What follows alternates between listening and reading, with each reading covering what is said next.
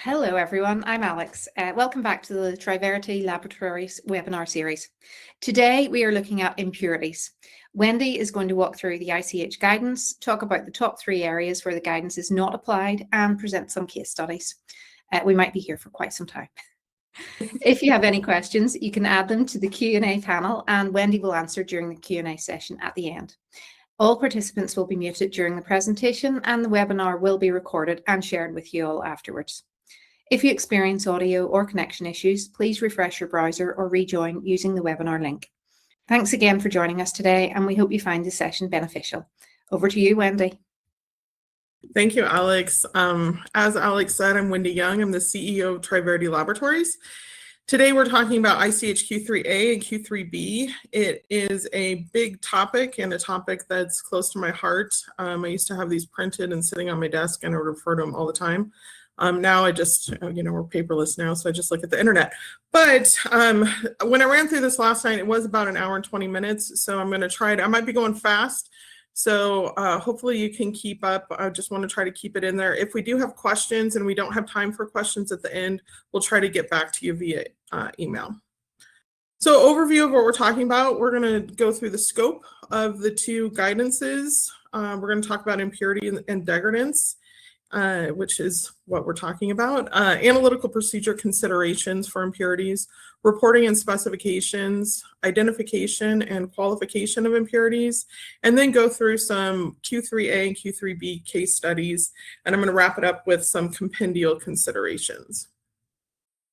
So the applicable regulations and guidances, obviously ICH Q3A and B, but there's also a couple of USP general chapters, USP 476, not to be confused with 467 that we talk about a lot, which is the control of organic impurities in drug substance and drug products, and then USP 1086, impurities in drug substance and drug products. Then there's 2 general notices, 720, which is rounding rules, and then also 56040, which is organic impurities in drug substances and drug products. And we'll talk about those at the end. So the scope, pretty straightforward. ICH Q3A and Q3B. You'll notice these are the front pages of both of the guidances. You'll notice that they were published in 2006. Which makes them 20 years old now, which is kind of crazy. There are a few things in the guidances that are obviously a little bit outdated. Like there's no reference to ICH Q3D for elemental impurities. There's no reference to product lifecycle and all of that kind of stuff. So I think that they're due for an update, but really the information in the guidances is still really quite relevant. So the difference between the drug substance and the drug product, ICH Q3A is a drug substance, and in that we look at process impurities and degradants. In ICH Q3B, it's for drug product, and we're only looking at degradants, and then any drug substance reaction products with excipients and packaging. So this is the #1 issue that I see on specifications and impurity control is the having some drug substance impurities that are process impurities in your drug product specification. So the ICH Q3A and B perspectives, chemical aspects of the guidances, we're talking about classification of impurities, identification, report generation, and then how we list the impurities on our specifications. And then the main safety aspect of these guidances is really in the qualification of the impurities. And we'll go into detail in qualifying impurities. Things that are outside of the scope of the 2 guidances are products that are biological, peptide, radiopharmaceutical, even crude products of animal or plant origin. I hadn't picked up on that one before. As I was going through the guidances for this, I saw that, and then also herbal products. The guidances are also not applicable to new drug substance or drug products during clinical stage. So it really is applicable to late stage development going into your application and then commercial. characterization of impurities. These two guidances are focused on the organic impurities. So the drug substance organic impurities are things like starting materials, byproducts, intermediates, as well as degradation products, and then reagents, ligands, and catalysts that might be used in the manufacture. For the drug product, it really is just the degradation products. Things that are excluded are the inorganic impurities, residual solvents, and extractable leachables. All three of those are mentioned in the guidance. The extractable leachables only in the drug product. They're mentioned, but they're in the way that it says that the impurities have to be controlled and you need to have specifications for them, but not discussing how to do that. That's covered in the other ICH guidances. And then other impurities that are also excluded are contaminants that come from manufacturing. So those things should be addressed as a GMP issue. So if you've got a contaminant that's introduced during your manufacturing process, you need to take care of that outside of your specifications. And then also polymorphic forms and enantiomeric impurities. I've got most of the presentation today is going to cover the two guidances together, but we've got two slides here that talk about the impurities separately. So for drug substance organic impurities, ICH Q3A, you want to have the actual and potential impurities of your drug substance controlled. These are impurities that arise during synthesis, purification, and storage of your drug substance. And you want to base the impurity list on a scientific appraisal of your chemical reactions, impurities associated with your raw materials, and then also possible degradation products. But you really want to limit your impurities to those that might be reasonably expected to be in your drug product. And this is the number 2 issue that I see. I see specifications where there's a whole bunch of impurities listed on there that really wouldn't reasonably be expected to be in there. Something that is maybe it's an intermediate, but it's never actually seen in any of the batches, or it's a degradant seen on forced degradation, but we don't see it. Something that's in the monograph, but it's not really an impurity for your drug substance. So it's really important to limit the impurities to ones that you really would actually see. You need to summarize all your laboratory studies that are conducted to detect the impurities. The most important is the batch results. So batch results for process development, batch results for your proposed commercial process, which that likely is some process validation lots. And then also some stress testing, ICH Q1A stability. So looking at accelerated studies to see what degradants you're seeing that on stability, on shelf life. Any differences that you see in your impurity profile from your development lots to your commercial process needs to be addressed. So if you're seeing a lot more impurities early in your process development and you're not seeing those later, you need to address that, and it's likely that you've made improvements in your process to reduce the number of impurities, but you need to address that as you're presenting this data in your application. So then drug products, ICH Q3B. You want to summarize all of the degradation products that you see in your drug product from your batch results, and then also from stability studies. Again, it needs to be based on sound scientific appraisal of potential degradation pathways, any interactions that you're seeing with excipients, and that's where the excipient compatibility that we talked about in the last presentation comes in, and then interactions with your immediate container closure system. And that can get a lot more complicated as you're looking at combination products with maybe complex devices. And then you want to summarize the procedures that are used to determine your degradation products. Provide a rationale for inclusion and exclusion. So which degradant products are you going to put on your specification? Which ones are you going to control versus which ones are a potential, but we're just really not seeing it? And then the same thing, addressing any differences in your impurity profile for your development batches versus your proposed commercial process batches. So on to some definitions. this gets complicated. And I found myself last night actually having to go back to the slide to remind myself what is specified and unspecified. So specified impurities are impurities that have a name, and so specified really is it's on the specification, right? So a specified identified impurity is an impurity that is named, it's identified, and it has a limit. A specified unidentified impurity it is named on your specification, but you don't know what the ID of it is, and so you're naming it by maybe the relative retention time, or you're calling it related compound A, something like that. And then also a limit. So specified, it has a limit. It's listed on your listed on your specification. Identified means you know what it is. Unidentified, you don't maybe yet know what it is, but you're controlling it. Then unspecified is it is not listed on your specification. So unspecified impurities can also be identified and unidentified. So you can know what something is and still not list it on your specification because maybe you don't see it at a level above the identification limit. And so you're just going to control it with that. So it's any other impurity that's not a specified impurity that's under a general limit. And that general limit typically is the identification threshold. And we'll go into that in great detail here in a little bit. And then total impurities. So total impurities is a sum of all of the impurities, whether they're specified or unspecified, that are above the reporting limit. So there's three threshold definitions.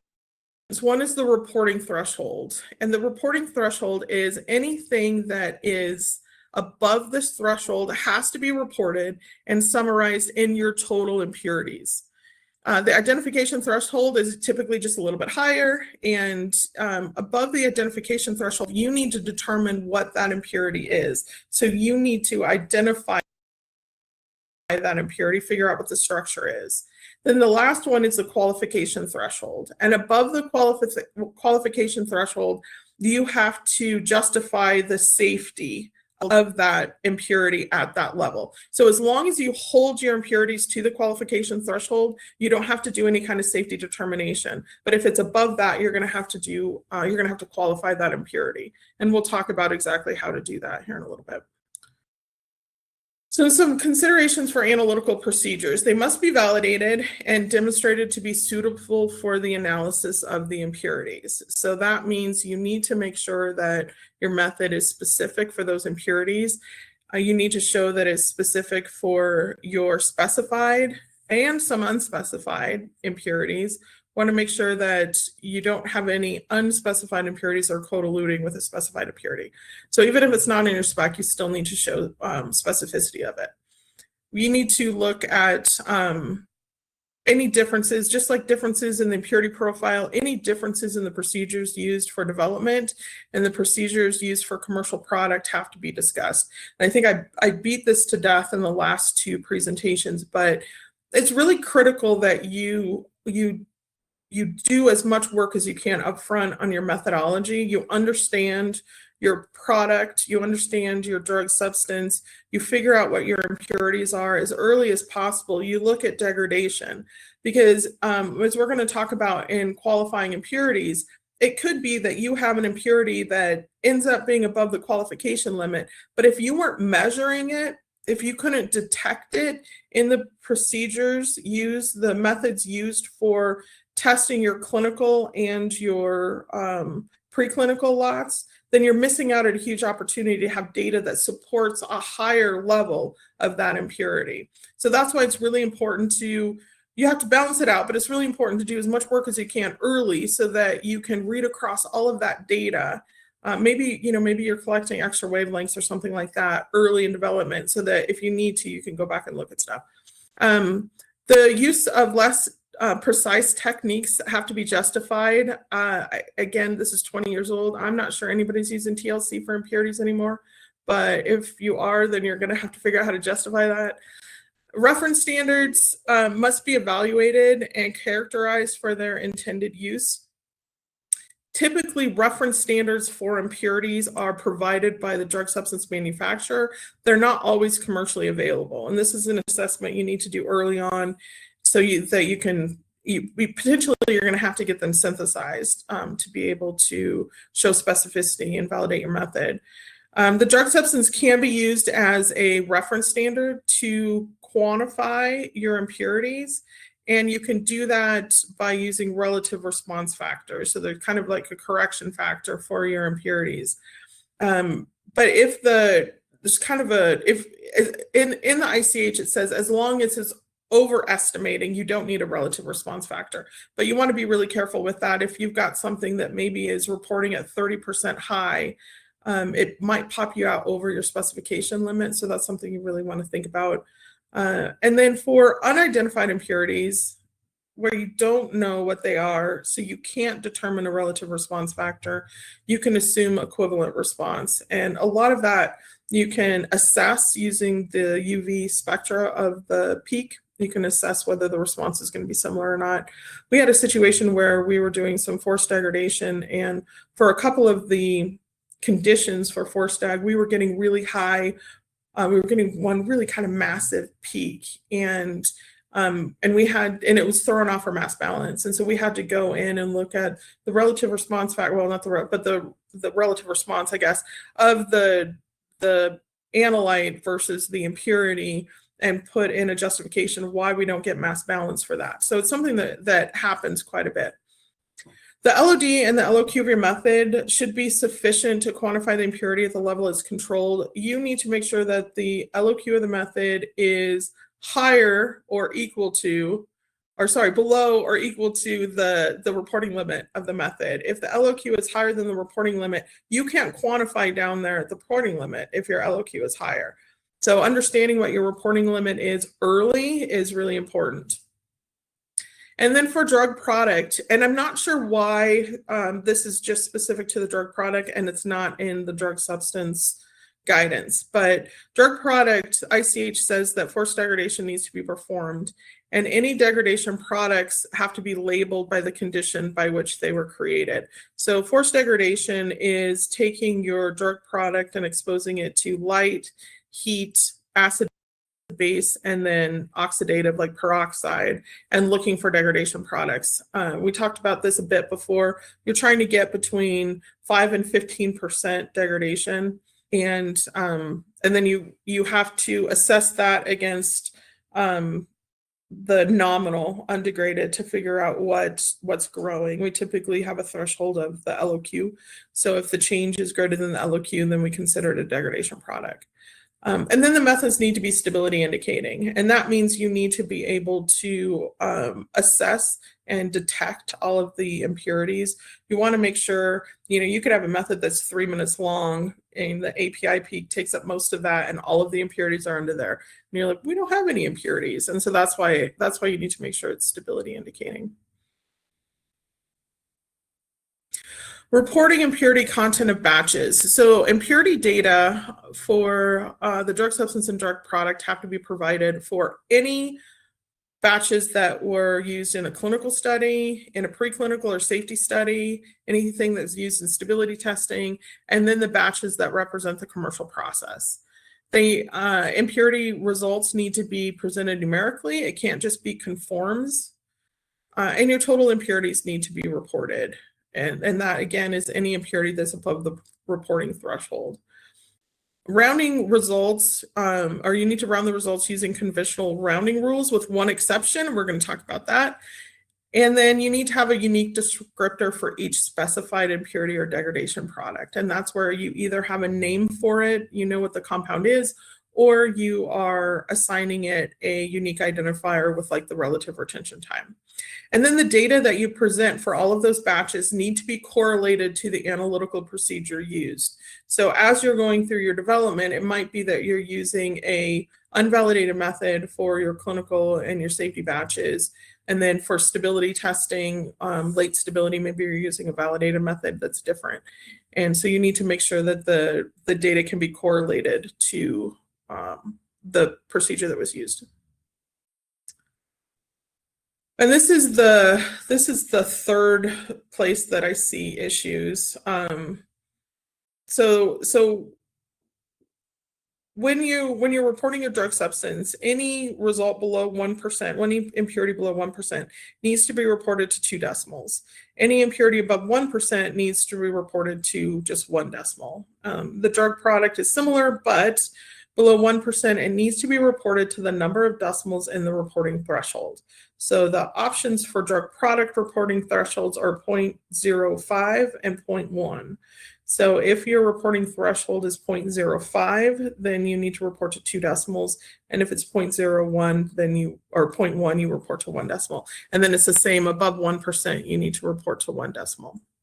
So this is the exception. Oh, no, that's not the exception. Hang on. We'll get to the exception. All right, so then listing impurities and degradation products in your specification. So again, your drug substance, it really just needs to include the impurities that are likely to occur in your commercial batches under normal storage condition. So you don't need to put every degradant that you see. You maybe don't even need to put the degradants that you see at accelerated conditions, but you need to put all of the impurities that are likely to occur. Then drug product, you need to list the degradants. You exclude your drug substance impurities that aren't degradants. So you list your degradants that are expected to occur in the drug product manufactured using the proposed commercial process and under recommended storage conditions. You need to include limits for specified impurities, whether they're identified or unidentified. So again, the specified impurities are the impurities that are listed on your specification. And then you need a limit for any unspecified impurity. So this is an impurity, unknown impurity that isn't specified. Anything else needs to be below what is typically the identification limit. If you've got some potent impurities or impurities that you have toxicity concerns about, or some that would have an adverse event or adverse effect, you need to have appropriate limits and you need to identify those impurities. So take into account what those impurities are, and if you need to set a tighter limit, then make sure you do that. And then your acceptance criteria should be established for your drug substance. I usually start with first a literature review. What is out there? Is there a USP monograph or anything like that that has some limits to it? Then I look at the batch data. And then I look at stability data. Am I seeing any increase on stability for the drug substance? And then look at the variability for your analytical method, and look at the variability for your drug product, or sorry, your drug substance batches. So do you see a lot of variability from batch to batch for that impurity? And then how accurate can I get with my analytical method at those levels? Keeping in mind that analytical method variability is a lot higher at lower concentrations. And then from there, you go to your drug product. You look at how you set your drug substance, because you definitely don't want to go lower for any degradant that you have in your drug substance, right? You want to make sure that you have at least that level that you're allowing the drug substance, and then look at your stability, what has increased, and then take into account, again, the variability from your commercial batches and variability from the analytical method. And that's kind of how you can get to what your drug substance specification should be.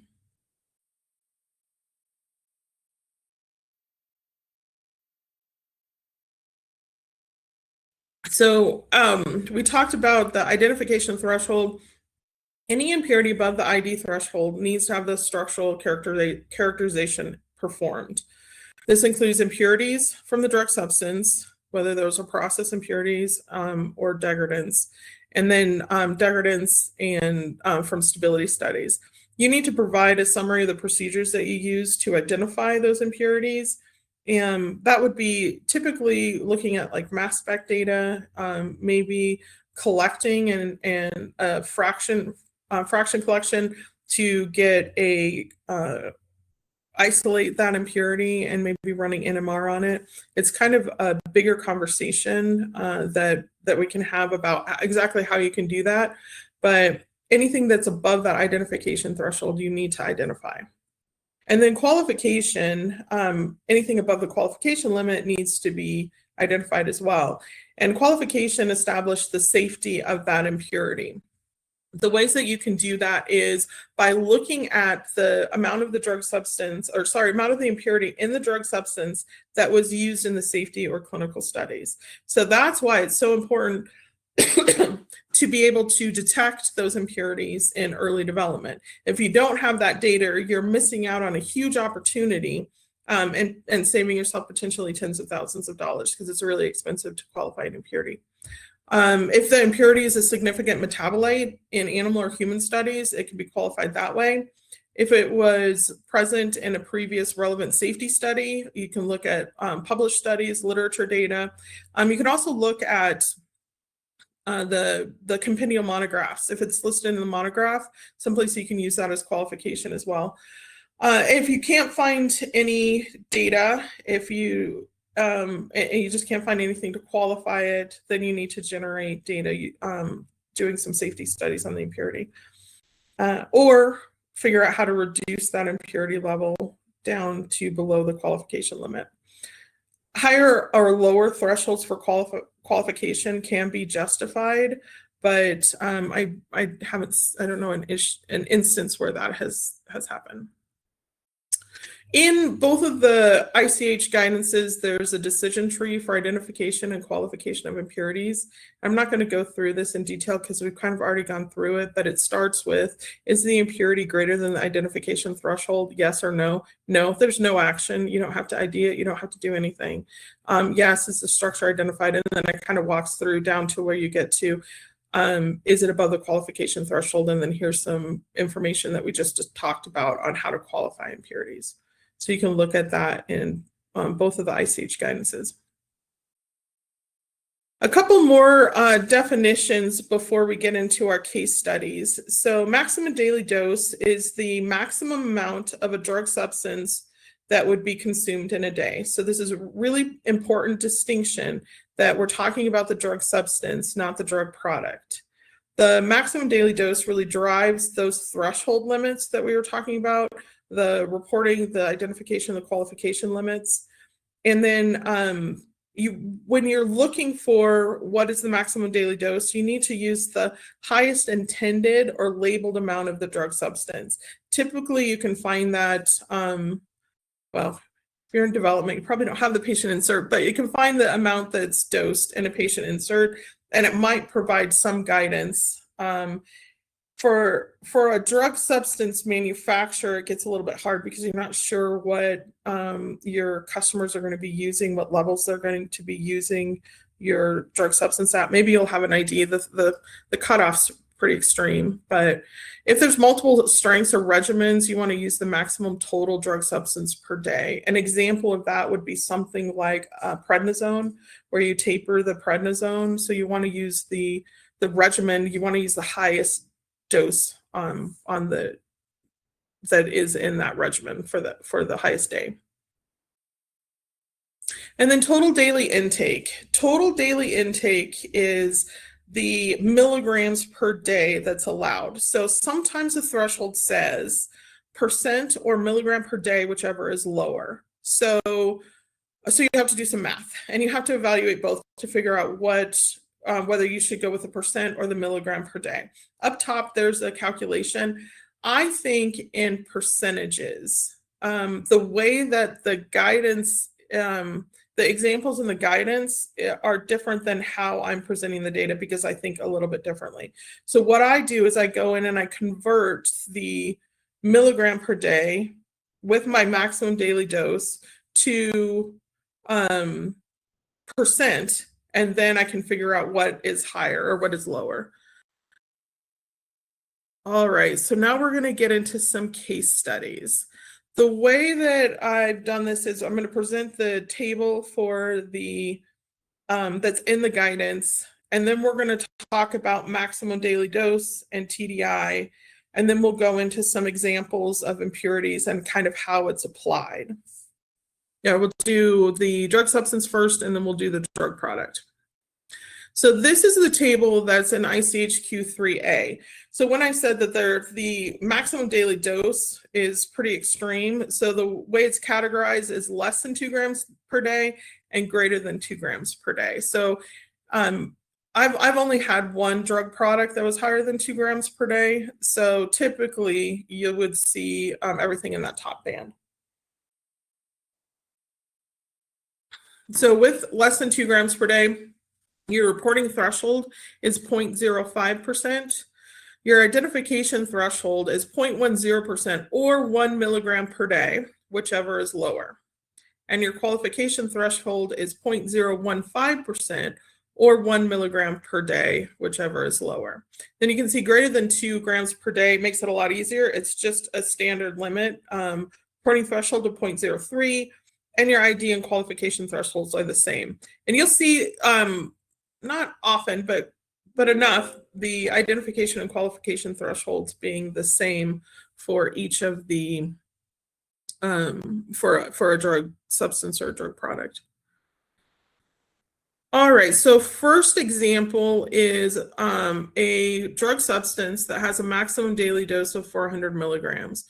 So you can see here that we've got, that would fall into this upper band of less than 2 grams per day. So it's going to have a reporting threshold of 0.05%, and the standard threshold would be 0.10% for the ID threshold or 0.15% for the qual threshold. So we're going to do a TDI check, and we're going to apply the calculation that I shared above. So 1 milligram, there's 1 milligram divided by the maximum daily dose of 400 milligrams times 100 is 0.25%. So when we say what is lower, 1 milligram or 0.1%, 0.1% is lower than 0.25%. So we're going with the standard identification threshold. That's the same for the qualification threshold. So therefore, the TDI is not applicable here. The standard qualification and ID thresholds apply. So here's an example where the TDI is applied. So exact same thing, it would fall into this less than 2 gram per day. So we're looking at 1 milligram divided by the 1200 milligram TD or maximum daily dose for this one, and it's 0.08. 0.08 is less than 0.10 and less than 0.15. So therefore, the standard thresholds don't apply. Both thresholds should be 0.08%.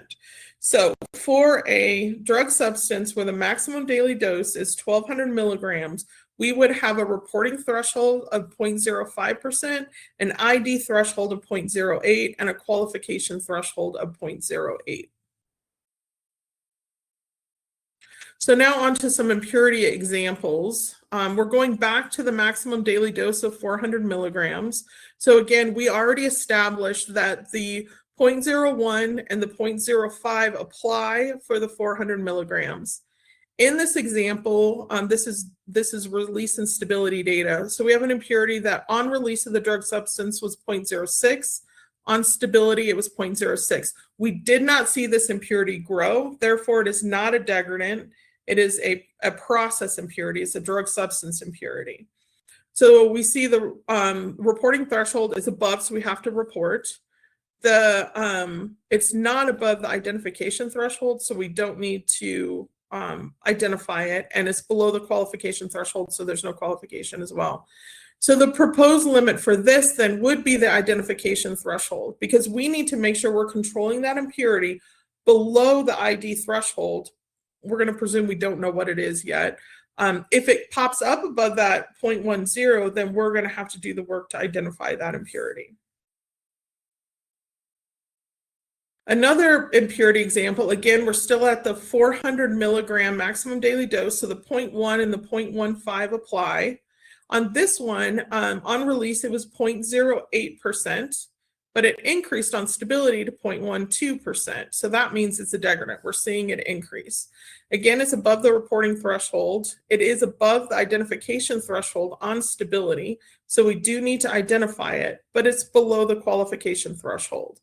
So then we would want to apply the qualification threshold limit so that we don't have to qualify it. We're going to assume that we don't have it qualified. But we need to assess the batch and analytical variability. If we're getting 0.12% on stability, with the batch variability and the analytical variability, is the 0.15% achievable consistently. If the 0.12 is the high and we're really every other batch we put on stability was 0.10, then maybe we feel comfortable with a 0.15. But that's kind of the work that you need to do. I didn't want to apply any variability assumptions on this because you really need, it needs to be batch dependent. It needs to be dependent on your product, and it needs to be dependent on your method. There's no one kind of one stop, one, threshold or variability that you want to add to this. All right, the next one is impurity C. So again, the maximum daily dose of this is 400 milligrams. We're in that top band. This one, I just threw a curveball in here. So at release, it was 0.50. On stability, it was 0.30. This one, actually, the impurity C degrades on shelf life. So it's not a degradant because it's degrading. I mean, it could be degrading, could be growing and degrading at the same time. We've seen stuff like that. Impurities are weird. It's higher than reporting threshold. It's higher than the ID threshold. So ID is required. And then it is higher than the qualification threshold. So qualification is required. The proposed limit then would be 0.5%. And I put in here that you need to qualify that limit. And then again, you want to assess your batch and analytical variability. Obviously, you don't want to set your specification at the limit, the upper limit that you've seen. There's a good chance that the next time you test it, it's a little bit higher. So you want to make sure that that whatever you set this to is achievable. Okay, so now into impurities in new drug products. This gets a little bit more complicated.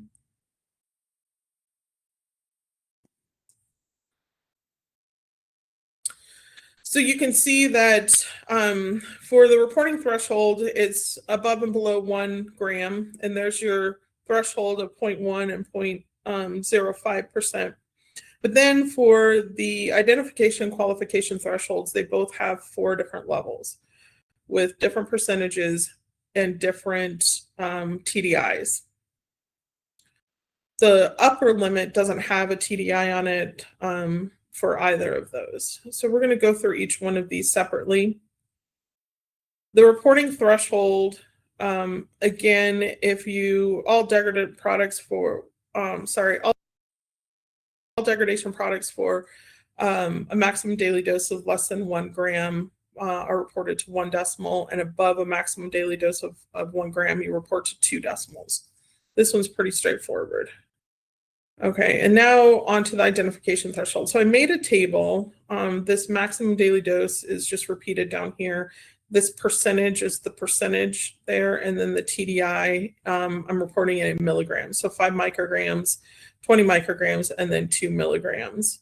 And then I just did the TDI calculation on the ranges here, so you can kind of see. The thing that I want you to notice is that as the maximum daily dose increases, so the TDI in percent decreases. So you can see at 1 milligram here, the 1 milligram maximum daily dose, we're getting a 2% TDI is allowed. Well, I mean, it's 0.5 because it's below that, but it gets down to 0.2% for 10 milligrams. And you can see the same thing here where we get down to 0.1% for 2 grams. So the higher the concentration, the lower the percentage. And one of the big differences between drug substance and drug product is that when we're talking about TDI percent, when we're talking about percent at all in drug product, we're talking about percent of label claim. We're not talking about percent, just straight up percent. So for drug substance, we're talking in percent weight.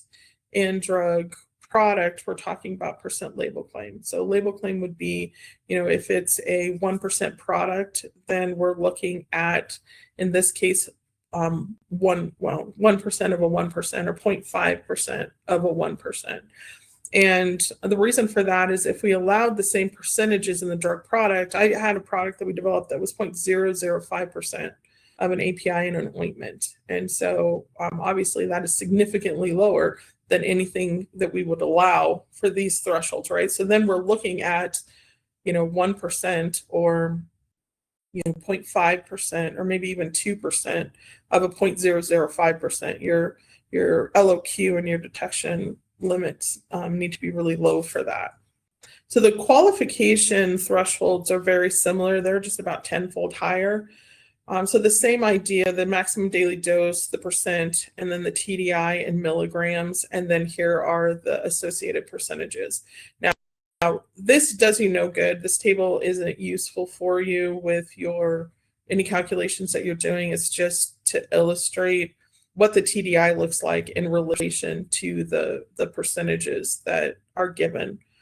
You're going to need to do these calculations on your own to figure out what you actually need to, what your limits actually are for your maximum daily dose.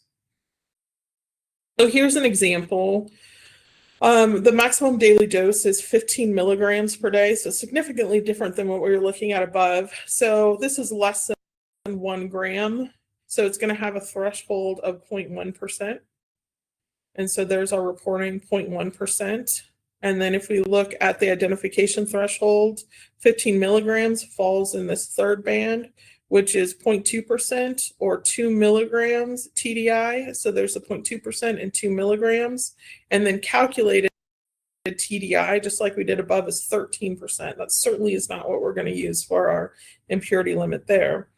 And then the qualification threshold is from 10 to 100 milligrams. So then 0.5 or 200 micrograms, 0.5 or 0.2 milligrams, and gives us a 1.3. So in these two cases here for the ID and the qualification thresholds, we're going to use the standard threshold and not the TDI because these are the thresholds that are lower, right? So another example then, we're going to go back to the impurities that we looked at above. So the maximum daily dose is 400 milligrams. In this case, we have the drug substance level is 0.06, the stability is 0.06. It's not a degradant. We looked at it in the drug product, 0.06, and it's probably, likely you're seeing a little bit of bounce here, and then drug product stability is 0.06. No assessment needs to be made because this is not a degradant, and we're looking at drug product, ICH Q3B. So drug substance, this is a drug substance impurity, so we don't even need to we don't need to consider it. We do need to make sure our method is specific for it, but we don't need to consider it. All right, and then ICH Q3B, impurity B. Again, the maximum daily dose of 400 milligrams. So we're less than 1 gram. So our reporting threshold is 0.1%. There's our reporting threshold. Our identification threshold falls in this band of 10 milligrams to 2 grams. So we're going to have a 0.2 or 2 milligram. And then the qualification threshold is 100 milligrams to 2 grams, so 0.2 or 3 milligrams TDI, 0.2 or 3 milligrams. So in this case, when we do the TDI calculations, our TDI in percent is a lot higher than the standard, so therefore the limit of 0.2% is applicable. But again, because our stability, we were reading it at 0.2% here, we want to assess whether or not we can consistently achieve that. And if not, if we think that the variability is too high, then we're going to pop over our ID threshold and our qualification threshold. So then with that, we need to identify this impurity and we need to qualify this impurity. So now on to rounding rules. So rounding rules in the USP General Notices 720, this table comes from that. I just snipped a piece of it out. It gives the general rounding rules. So this is as you would typically see for rounding. The one difference, and this is called out in the example in ICH, I think, I'm not sure, I think it might be Q3B. that we don't round into reporting. So if we had a result of 0.049 and our threshold is 0.05, we do not round up into reporting. We do round for conformity assessment, but we don't round for reporting.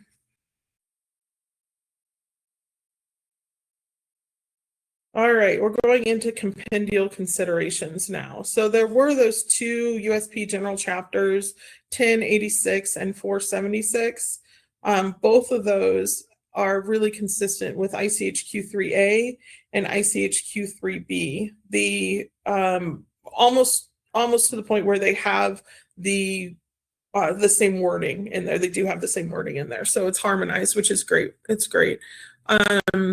And then there's the general notice 56040, which is organic impurities in drug substances and drug products. I've actually paraphrased a lot of that section in there. It's like a good paragraph, but in there it says that monographs often contain a list of impurities that may be present in the article. And then it says, in some cases, different tests may be required to accommodate variations in impurity profiles, which are applicable to different manufacturers' articles. So what it's saying is the monograph might have an impurities method in it that has a list of impurities. In some cases, those impurities might not be applicable to your drug substance or your drug product because it was made from a different manufacturer. So if there's a different synthetic pathway that was used to manufacture that drug substance, it could have different process impurities. It could have different degradants because of that. It also could have different degradants because of the formulation, the drug product formulation. So some of the specified impurities may not be relevant. So there might be impurities in the drug substance monograph that are not relevant to your drug substance or your drug product, right? So you need to critically look at the monographs and make sure that the impurities that are listed are applicable and that there aren't any additional impurities that you should have on your specification. So a lot of times we look at the USP monograph standard method and the specifications as an end-all be-all, but it shouldn't be that way. You need to take a critical look at it and say, is this material, is this impurity profile equivalent to my impurity profile and to my product? If you, when you're doing your suitability for use, then if you are using the procedure that they have in there and you're doing suitability for use or verification of suitability, you need to make sure that you are independently assessing each one of those impurities. There should be a table in there that has a retention time and a relative retention time. You need to confirm the relative retention time in each one of those. You might not need to do accuracy, you might not need to do linearity, but you do need to confirm the impurity identification. And then I actually got done early because I was worried about being so late. So in conclusion, you need to, number one issue is making sure that you're controlling your drug substance impurities and degradants on your drug substance specification, but you are not controlling the drug substance impurities, the process impurities on your drug product specification. You're only looking at degradants. Your maximum daily dose drives your threshold determination, so it's really important that early on in your product development, you're defining what the maximum daily dose is for your drug substance.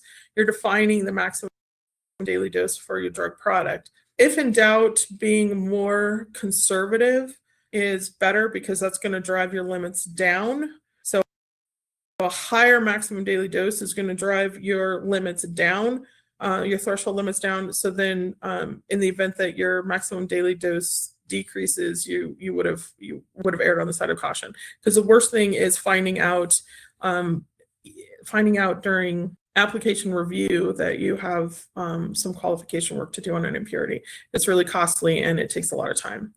Each impurity and degradation product should be assessed for toxicity and safety and appropriate limits applied. So you want to make sure that you aren't assuming that the qualification limit is appropriate. You're looking at, is there any toxicity concerns with this molecule? Impurity and degradation products must be identified and qualified if they exceed the applicable threshold, and your monograph impurity profiles should be assessed, and the impurities confirmed as you are doing your procedure verification if you're using the monograph method. So that's all we have for today. Thank you so much for joining us. I'm going to look and see here if we have any questions that have come through. And it doesn't look like we do. So with that, I'm going to give you 10 minutes of your life back. The next webinar that we're going to be doing in it's going to be in 2 weeks. We're going to have a special guest. It's going to be a little bit different of a format. We're going to be talking to a formulation scientist about the process of formulation development. It's going to dovetail really well, hopefully, into the analytical development talk that we did last week, and hopefully we can kind of pick his brain as to how analytical development supports formulation development, and then also how formulators can provide information to analytical development early so that it can really bolster product development. Thank you so much again, and we'll see you next time.